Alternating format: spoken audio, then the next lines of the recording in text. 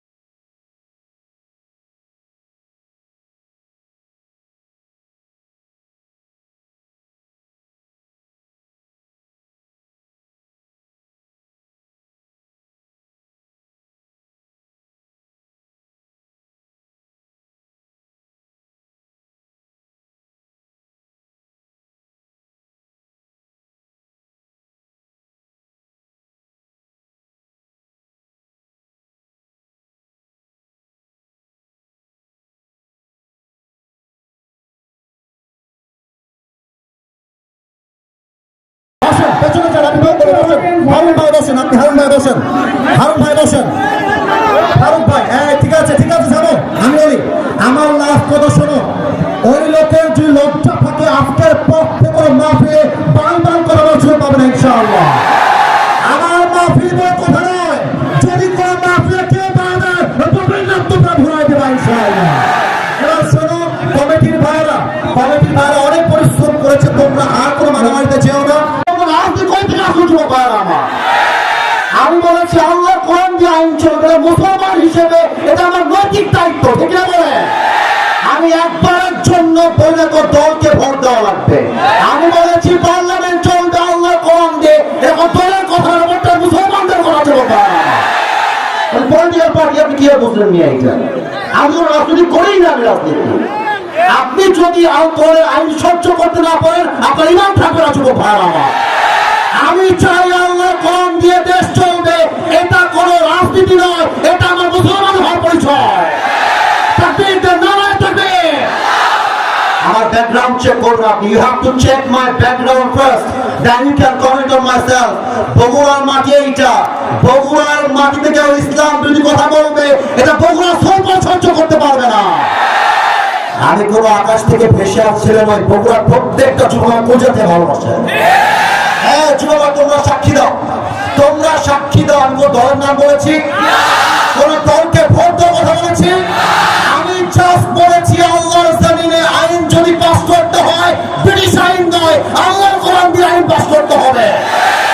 এই কথা যদি রাজনীতি হয়ে যায়, আপনার মাথায় টুপি করে নাম নাই, পাঞ্জাবের দরকার নাই, আপনি জিন্সের প্যান্ট করে ঘুরে বেড়ান। সাবধান আব্বাজা, আমাদেরকে রাঙায় দিলেন আব্বাজা। আমি হয় বাঁচবো, আমি হয় বাঁচবো না হয় মরবো, যতদিন বেঁচে আছি হকের কথা বলতে আপোষ করতে পারবো না। আমি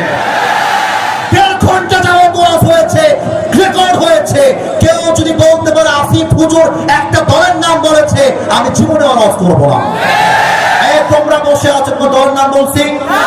দলকে ভোট দেওয়ার কথা বলছি? তোদের অসম্মান করে কথা বলেছি? আমি জাস্ট বলেছি ধর্ম ইসলাম মুখে নয়, কাজে আমার মানতে হবে।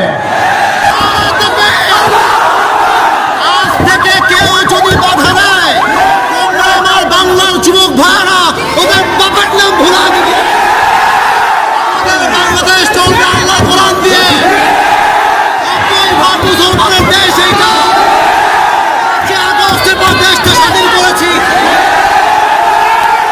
এটা নাকি বিএনপির লোক? যদি কোনো বিএনপির লোক বলে আল্লাহর কোরআন দিয়ে দেশ চলবে না, এমন নেতা চাই যার কোরআন দিয়ে দেশ চালাতে পারে। আমরা এমন নেতা চাই যে নবীর আদর্শ মানতে চায়।